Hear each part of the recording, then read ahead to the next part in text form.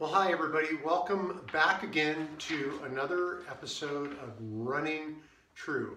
I believe this is episode 4. I should know it's not that many episodes, but yeah, this is episode 4 of Running True. And I'm going to try to do some stuff a little bit different this time. So here we go. Here is how we're looking as far as the week lineup. See, I'm going high tech. I have my iPad, which has a reflective screen, which is kind of weird. Maybe that's not going to work out very good. But anyways, I'll try it this first time. So there we are. You can see there's my third week. I had to do 22 miles, and I got 22 miles in, and I actually ran 22 and a half miles. One of those runs was a 10-mile run, which was really good. It worked out really good. I felt really strong. I'm still running a little over 11-minute miles, but I felt really strong on that. And of course, now we've been doing a lot of Christmas eating, so I'm not feeling as strong as I was for sure.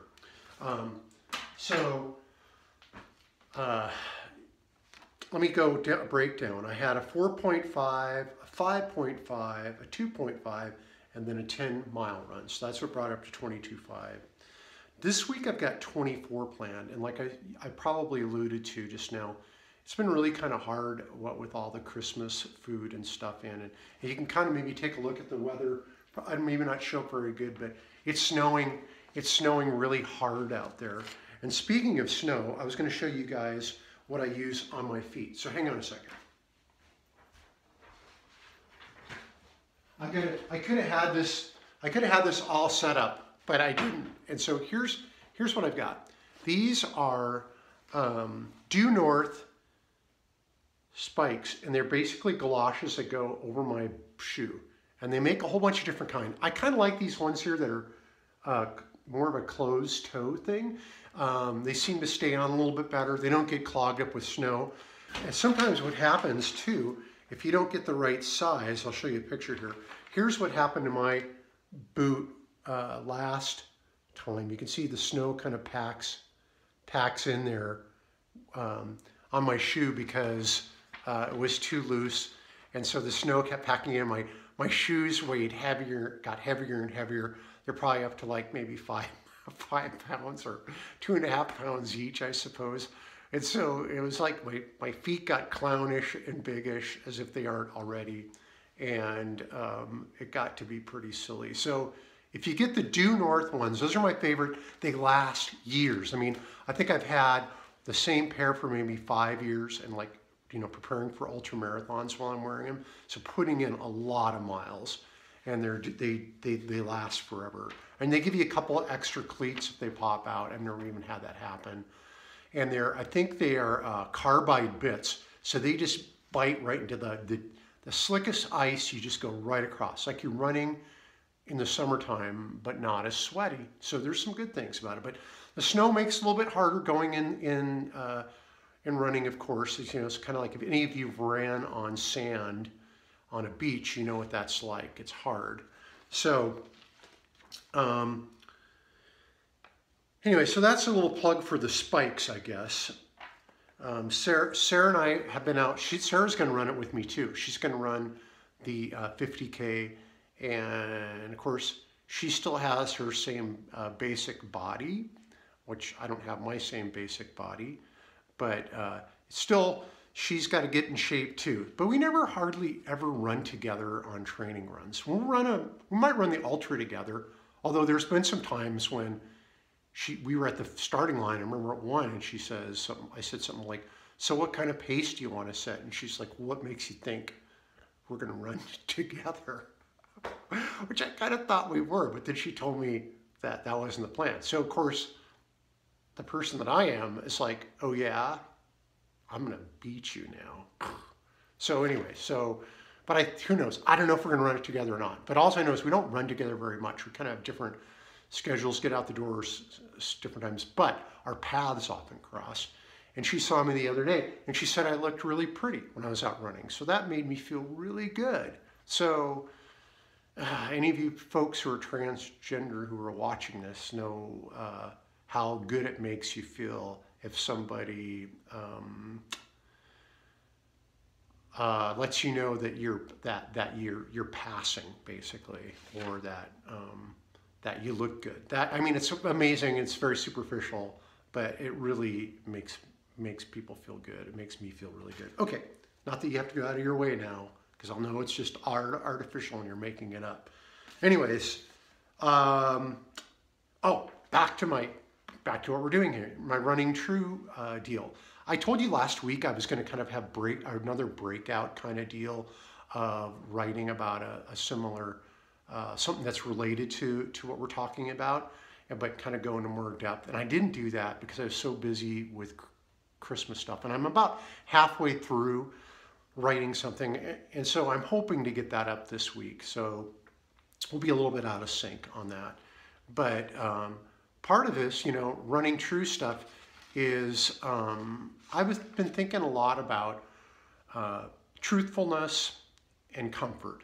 And I got Sarah this gift from Cards Against Humanity. They have this program going that if you give them some money, they'll buy a part of a wall or a part of a property next to the Texas border.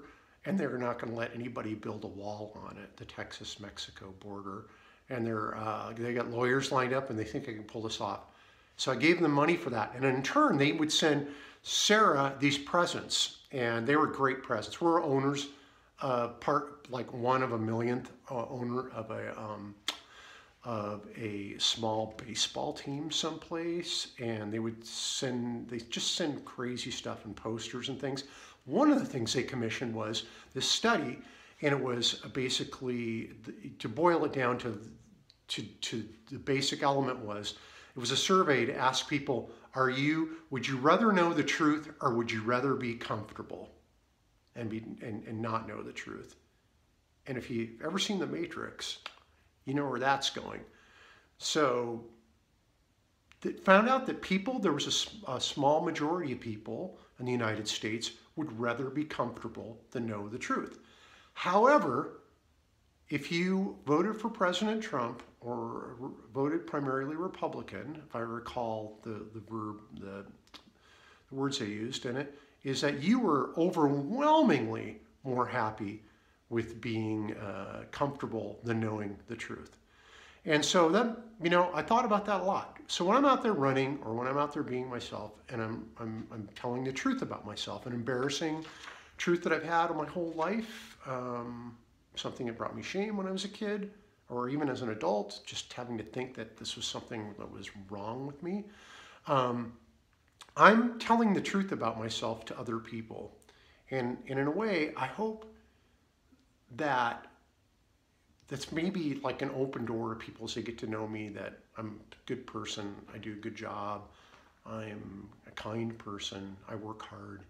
That when you get to know me, that truth about who transgender people are, whether they're real or not, all that stuff, maybe that'll open up a door of knowing that the truth may cause you discomfort. And I know I cause people discomfort, but in the end, that truth could really be something that you can embrace and become comfortable with the truth. Become that way instead of like seeking out news sources and other sources of information that make you maintain your comfort.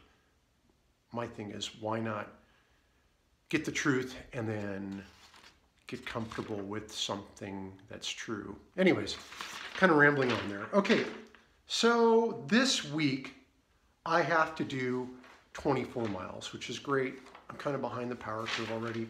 And if I don't do it, that's fine too, but I'm going to get it done. I'm going to be running to work now. I'll start my running to work process, which is fun. I like running to work. So I'll run to work and then I'll run home, all that stuff. So a couple more pictures for you. Here's Merry Christmas, by the way, everybody. And I want to show you a couple pictures of my Christmas. How I spent it.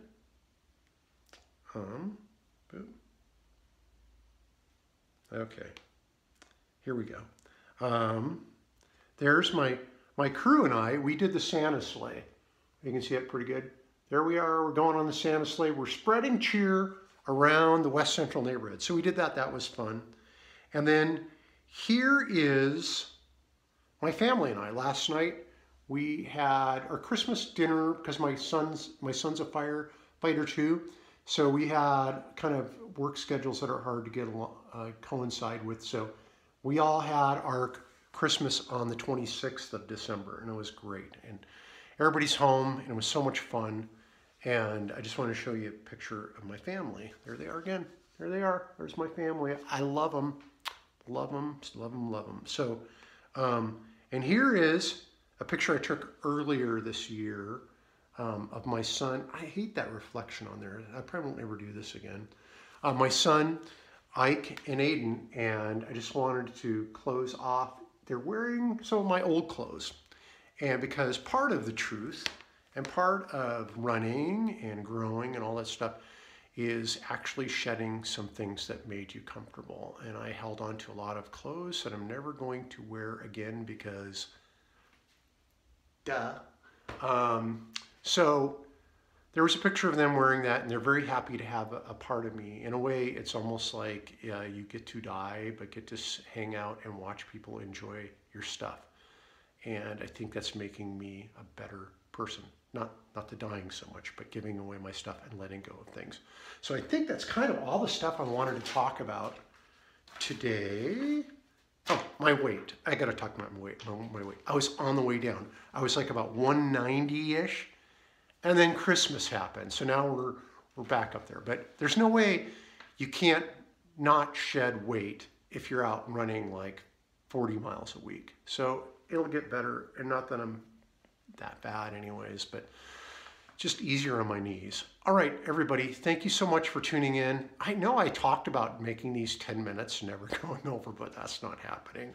So thanks for bearing with me. Look for another true running. I think I've got a true, running true confessions. That'll be coming up soon. All right, thank you very much, and get out in the snow and run. It's fun. Bye.